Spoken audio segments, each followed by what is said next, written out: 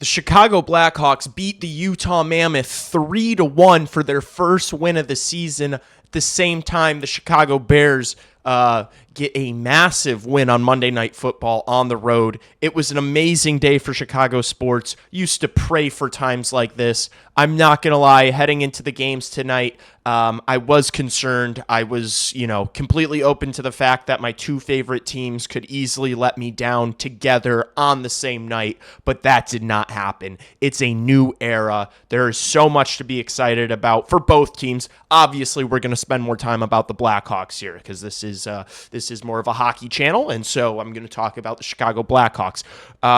Good game. Actually, it was a bit of a boring game. It was so tight checking. I was really impressed with the way the Utah Mammoth played defense, honestly. You look at this roster, pretty bad goaltending, sus defensively. I really don't think their defensive core is that great, but that forward group is dynamic, electric, young, exciting, talented, and completely stacked. But I was really impressed with the way they played defense. There weren't a lot of open passing lanes. It kind of felt like the Blackhawks had to rely more on dumping and chasing than really carrying the puck into the zone like they like to. So, yeah, I think that it was awesome to see the Blackhawks be perfectly willing to engage in a game like that. This Blackhawks team, man, it's getting so exciting. It's the vibes. I just tweeted it out. This team feels so different from last year. I know it's early. I know they're 1-2-1, but it just feels like they hang with everyone. They can play any sort of game you like.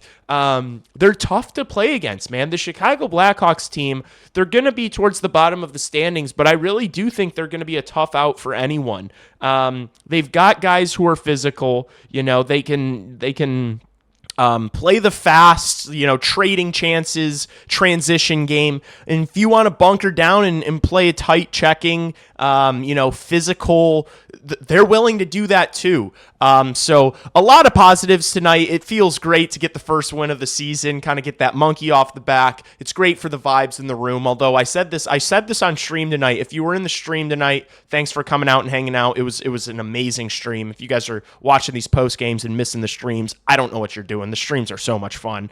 But I said in the stream tonight that it already feels different from last year. Last year, this Blackhawks team needed wins just so that the players weren't so miserable. It just felt like the vibes were not there last year. You had so much turnover in the lineup. It was a veteran-laden lineup that was just uninspiring and old and slow. And now it's just different. It didn't feel like the Blackhawks needed a win tonight to rescue the vibes from the first week of the season.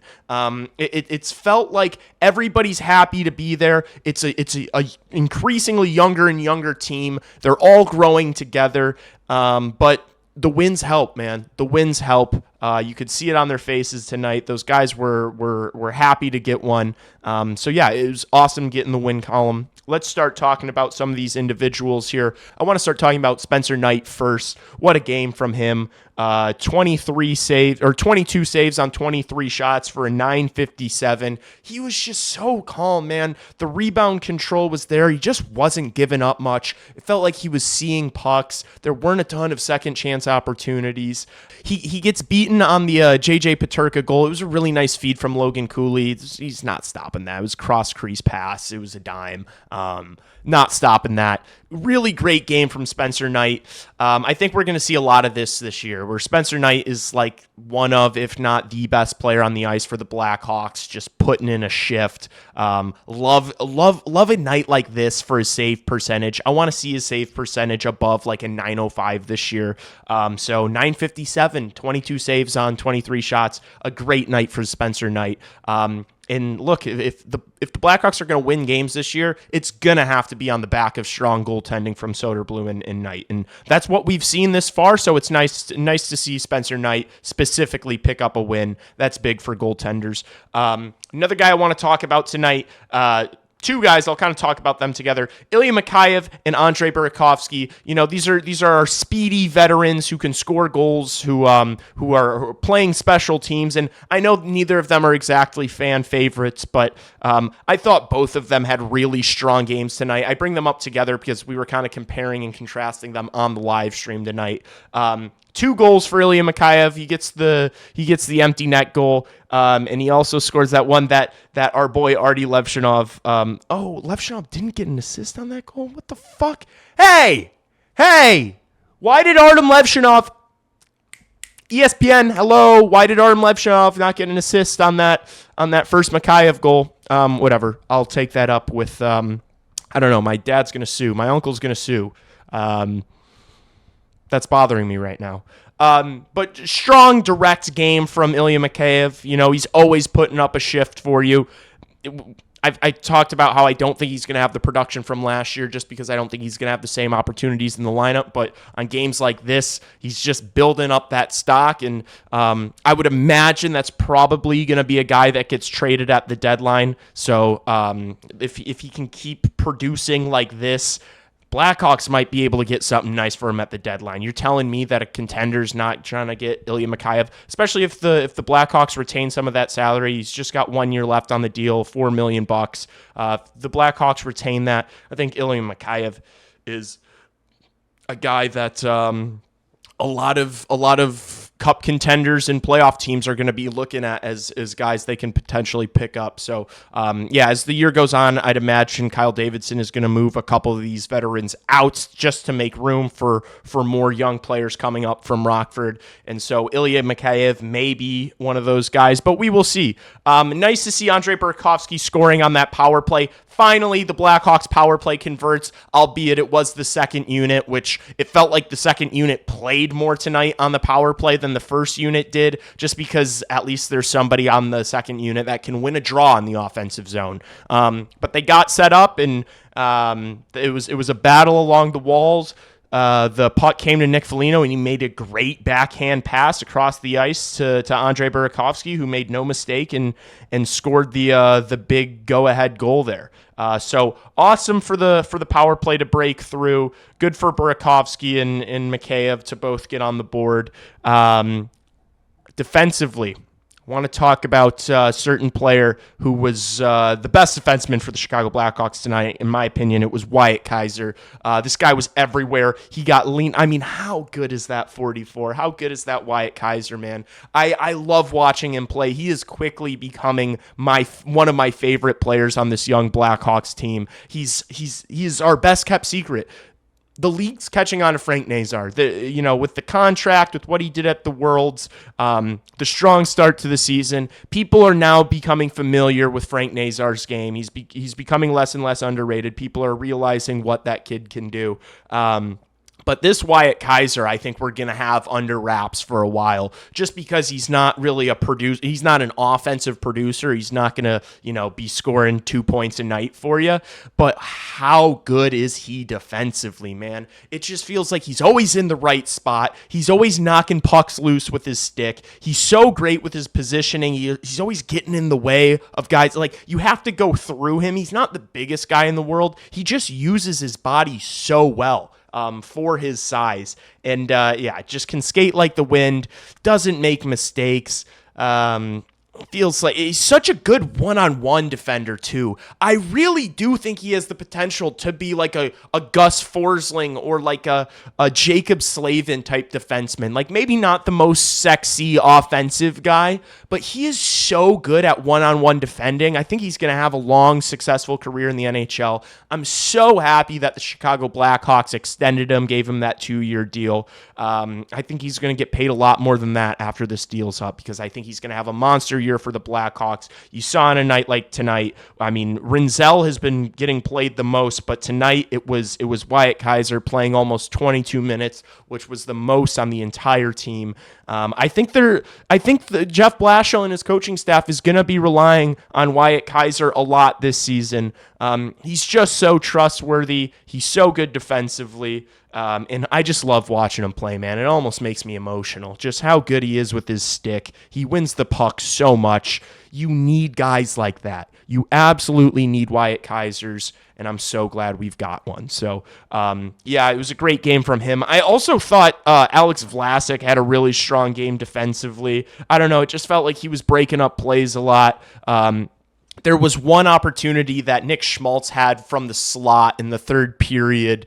on the power play that I think if Vlasic doesn't get a stick on it, might be in the back of the net. So, and just a couple of like breakout passes from Alex Vlasic tonight, just simple plays that just make me feel warm and fuzzy inside. I thought he had a strong game. Artem Levshinov, it was more of, questionable decision making, some sloppy passing, but he battled. It was good to see him out there for the Mikheyev goal. He celebrated it like crazy, which made me happy to see. I have a soft spot for Artem Levshinov, and I think he's going to be a great player. He just needs to continue to develop, and it really does seem like the plan is to have him develop at the NHL level, which is I think it'll be fine. There's going to be some rough patches. I don't think there's any point of getting too down on him. He should have had an assist tonight on that Mikheyev goal. I don't know how he didn't get one, but even since he's been, struggling early here, he's still finding ways to contribute and make plays in the offensive zone, which is good. Like, yes, you're going to take your lumps. Yes, you're going to have your rough nights. But as long as he's battling and his mentality's still there and he's not getting too discouraged and the media isn't crushing him and he's not getting healthy scratched because he's taking penalties and stopping playing and looking at the scoreboard, I think he's going to be just fine. I really do. Especially if he's going to be playing a ton with Wyatt Kaiser. The kids are going to be fine, all right? The kids are going to be just fine. It was a nice win, man. I don't think I'm going to spend too much time on this one. I'm not really frustrated about anything. It was just nice to see our Chicago Blackhawks get a win. I will say the second line tonight was a little disappointing. I just didn't notice them that much, to be honest with you, which is that tells you how good Frank Nazar's been. It's like, oh, it was a bad night for the second line because they didn't really get on the score sheet. I didn't notice them too much, so they didn't play bad. I actually thought Tyler Bertuzzi had a pretty good game. I just didn't really notice 91 too much tonight, so thought I'd make a note of it just because I want to hold my standards for Frank Nazar super high because I do think he's going to be a superstar. I've said that numerous times, so on nights I don't notice him, I'm going to talk about it because I think that kid, if there's anybody on this team that can take it, that can take the punches and move on and grow from slow or boring games, it's 91. It's Frank Nazar. So looking for him to have a big game on Wednesday in St. Louis. I will be streaming that game, so make sure you are here for the live stream on Wednesday against St. Louis. I'll be doing a post game for that one. I think that's pretty much it. Oh, Colton Dach got an assist tonight. I've really enjoyed Colton Dach on that first line. I really have. I've liked his game a lot. He's been hitting like crazy. I don't know how many hits he had tonight, but I know he's up there in the league so far early on here in this season for the amount of hits he's had. He's just physical. I like seeing him get on the puck in the neutral zone because he's dumping it in, and he is coming hard. He is coming hard on the forecheck pause. And he's going to hit you. He's going to lay you out. He had a play tonight where he hit two Mammoth players at once, and they both fell over. That fired me up. You need that. You need that in your lineup. I don't know if Colton Dach is going to be a long-term solution on the first line, but I love that he's a guy that can play for you on your third or fourth line, or he can also play up with the big boys and Bedard up on that first line just to give you a little bite up there on the top of your lineup. Get a little fuck you in your first line. Never hurt anybody. So, good to see him get an assist. Connor Bedard he didn't have a lot of room tonight. I really did think that the Utah Mammoth did a great job in their own zone. Bedard likes to get in the offensive zone, peel back, find a pass. You just couldn't really get much. I felt like they were clogging up a lot of those passing lanes for Bedard and for the Blackhawks. There was one look Bedard had on the power play that I thought he should have shot on. He tried to make an extra pass to Andre Burakovsky, and I wanted him to just fucking rip it. But it was a fine game from 98. I thought it was a really solid defensive game from 98. I thought Bedard was really good in his own zone. He had a couple of plays where he broke up passes with his stick that could have been dangerous chances for the Utah Mammoth. So I thought the Blackhawks as a team were engaged defensively tonight, and you need to see that. Obviously the Blackhawks have a lot of young, fast, exciting offensive players, but it's good to see these games that are tighter checking tougher defensive games and see them come out on top and succeed playing that style, because that's what playoff games look like. There might not be a ton of chances, but as long as you capitalize on yours and your goalie stands tall for you, that's how you win games like this. So a lot of positives tonight. I hope you guys enjoyed the game. I hope you guys enjoyed the stream. I hope you guys enjoyed this post-game video. If you did, do me a huge favor and like the video and hype it for me. That stuff goes a long way for me. And if you've not subscribed to my channel yet, please do so. I will see you guys maybe tomorrow, but if not tomorrow, definitely on Wednesday for the live stream and post-game. Thanks so much for watching. Peace out.